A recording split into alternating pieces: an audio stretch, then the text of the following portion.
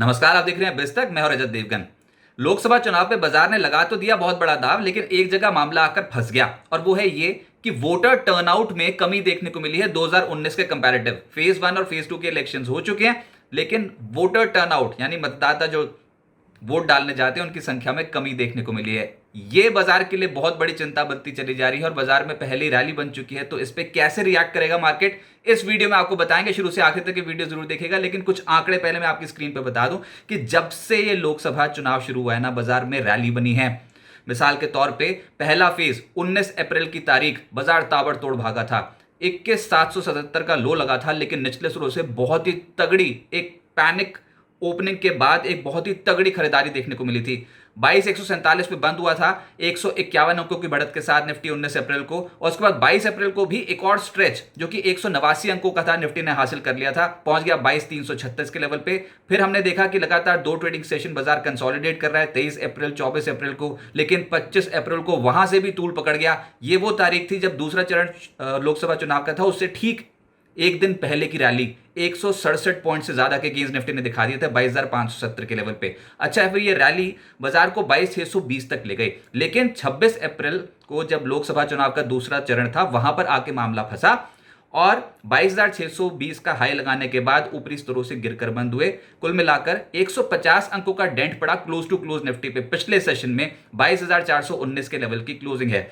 बाजार पे जैसे मैंने कहा कि चुनाव पे जैसे ही शुरू हुए थे तो एक रैली बनती हुई नजर आई थी। 19 अप्रैल का लो 21,777 के लेवल का था और वहां से जो तेजी बनी तो पिछले सत्र का हाई है 22,620, यानी कि कुल मिलाकर 842 पॉइंट्स का स्ट्रेच पिछले 6 ट्रेडिंग सेशन में निफ्टी ने हासिल कर लिया। तो देखा आपने, जैसे ही लोकसभा चुनाव शुरू हुए वैसे ही बाजार पर तेजी बननी शुरू हुई।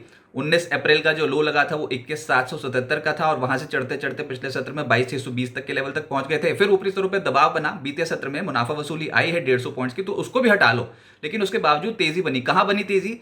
सरकारी बैंक्स में, सरकारी खेमे में, सीपीएससी में, डिफेंस, रेलवे कंपनियों में, यहां पर तेजी बनी। इसके अलावा मेटल्स, रियल्टी, इन स्टॉक्स में तेजी बनी। तो बाजार ने दाव तो खेल दिया बहुत बड़ा, लेकिन अब मामला आके फंस गया है। फेज 1 और फेज 2 की जो इलेक्शंस हुए उसमें वोटर टर्नआउट हुआ है कम 2019 के कंपैरेटिव, और ये बाजार को पसंद नहीं आएगा अभी फिलहाल। तो देखते हैं कि अब यहां से पिकअप होता है कि नहीं। लेकिन देखिए, क्यों कम हुआ है वोटर टर्नआउट, यही बहुत बड़ा सवाल है। क्योंकि इतनी अपील की सरकार ने, अलग अलग पार्टियों ने कि आप प्लीज़ जाइए वोट दीजिए, लेकिन उसके बावजूद वोटर टर्नआउट का कम होना किसी भी लिहाज से ठीक संकेत नहीं है। अब गर्मियां हैं पता है, लेकिन फिर बहानेबाजी भी होती है कभी कभी। छुट्टी मिल गई लेकिन उसके बावजूद नहीं गए, छुट्टी कभी नहीं भी मिली, ऊपर से कभी वोटिंग लिस्ट में नाम था, उसके बाद कुछ ऐसा हुआ कि वहां पर आके वोटिंग लिस्ट में नाम नहीं आया। तो बहुत सारे कारण होते हैं, इफ्स एंड बट्स तो बहुत लगे हुए हैं। लेकिन फिर भी जिनका भी वोट है, बना हुआ है, उनको प्लीज़ और प्लीज़ वोट देना चाहिए, यही बस तक की अपील है।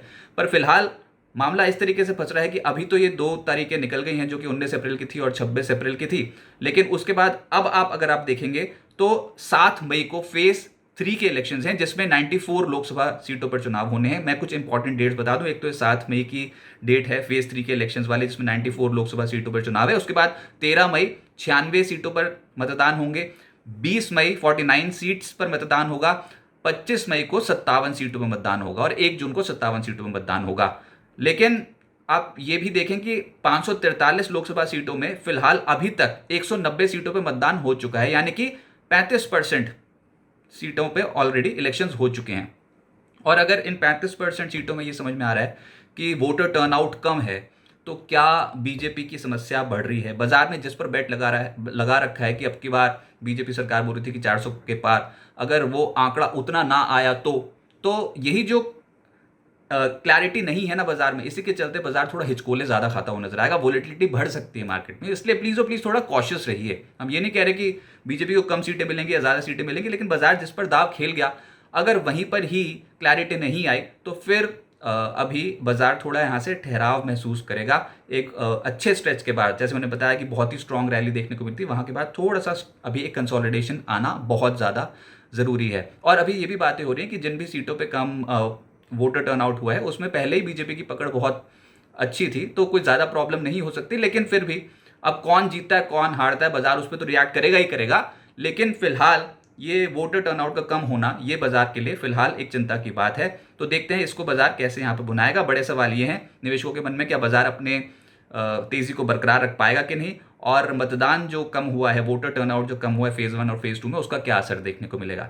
तो क्या असर देखने को मिलेगा, देखिए जैसे हमने कहा कि बाजार में अभी तो खेल शुरू ही हुआ है, चुनावी बरसात बिछी है, तो देखते हैं कि आने वाले समय के लिए जो इंपॉर्टेंट तारीखें मैंने बताई हैं इस वीडियो में, इस पे और क्या वोटर टर्नआउट अभी बढ़ता है कि नहीं। भैया गर्मियां भी बढ़ेंगी, अभी तो गर्मियां शुरू ही हुई थी, वोटर टर्नआउट गिर गया, अभी गर्मियां बढ़ेंगी भी, और तो हर साल का प्रॉब्लम है, गर्मियां तो बढ़ती हैं, पर फिर भी अपील यही है कि आप ज़्यादा से ज़्यादा मात्रा में वोट कीजिए। अगले चरण तक वोटिंग, जब तक अगले चरण में जो वोटिंग होगी तब तक बाजार हो सकता है कि एक दायरे में रहे। फिलहाल बाजार में गिरावट आई तो वो खरीदारी का मौका होगा। क्यों? क्योंकि बाजार क्वार्टर 4 रिजल्ट्स पे बड़ा दाव खेल गया है। क्वार्टर 4 रिजल्ट्स पर ही रिएक्शन दे रही हैं कंपनियां, और आपने देखा पिछले सत्र में टेक महिंद्रा एकदम से उछला, बजाज फाइनेंस का स्टॉक एकदम से गिरा, और भी आपने देखा है बहुत सारे ऐसे स्टॉक्स जैसे कि एक्सिस बैंक जो क्वार्टर 4 रिजल्ट्स पे के चलते एकदम से तेज हो चुके हैं। ऊपर से आईसीआईसीआई बैंक के रिजल्ट्स आए हैं बाजार बंद होने के बाद, उसका असर देखने को मिलेगा। मारुति सुजुकी के रिजल्ट्स का असर देखने को मिलेगा, एचसीएल टेक के रिजल्ट्स का असर देखने को मिलेगा। तो क्वार्टर 4 रिजल्ट्स पे ही बाजार रिएक्ट करता हुआ नजर आएगा। अगले हफ्ते जो निफ्टी की कंपनियों के रिजल्ट्स हैं उसमें अल्ट्राटेक सीमेंट है, अदानी एंटरप्राइजेज, अदानी पोर्ट्स है, अदानी की तो ढेरों कंपनियों के नतीजे आने हैं अगले हफ्ते। कोल इंडिया, टाइटन, कोटक बैंक, इन सब के नतीजे अगले हफ्ते आने हैं, उस पर रिएक्शन देखने को मिलेगा। अगला हफ्ता वैसे भी ट्रंकेटेड है, एक छुट्टी है बुधवार को, तो छोटा कारोबारी हफ्ता होगा। लेकिन बुधवार को फिर अमेरिकन मार्केट्स पे नजर चली जाएगी, देर रात को वहां पर यूएस फेड की पॉलिसी आनी है। हालांकि वहां पर भी ब्याज दरों में कोई भी छेड़छाड़ नहीं हो सकती फिलहाल, लेकिन उसका रिएक्शन हमको गुरुवार को देखने को मिलेगा जब हमारे मार्केट ओपन होंगे। तो 1 मई को यूएस फेड की पॉलिसी आनी है, उस पर भी फोकस रहेगा। बाजार की रेंज हो सकता है फॉर द टाइम बिंग नीचे 22,360, 22,300 पे सपोर्ट ले ले, वहां पर नहीं मिला तो 22,200 पे ले ले सपोर्ट। लेकिन इन लेवल्स को तोड़ना फिलहाल बाजार के लिए मुश्किल है। और 20 दिन की जो औसत आ रही है निफ्टी की, वो 22,349 के आसपास ही आ रही है। तो 22,300 के आसपास आके बाजार सपोर्ट लेने की कोशिश करेगा। ऊपरी स्तरों पे 22,540, 22,600 के आसपास मामला फंसेगा। फिलहाल इस लेवल के ऊपर जाकर क्लोज करने में निफ्टी को थोड़ी दिक्कत आ रही है, तो एक रेंज में रहेंगे। लेकिन यही मुद्दा था कि वोटर टर्नआउट इस बार कम हुआ है और उससे बाजार थोड़ा सा नर्वस फील करेगा।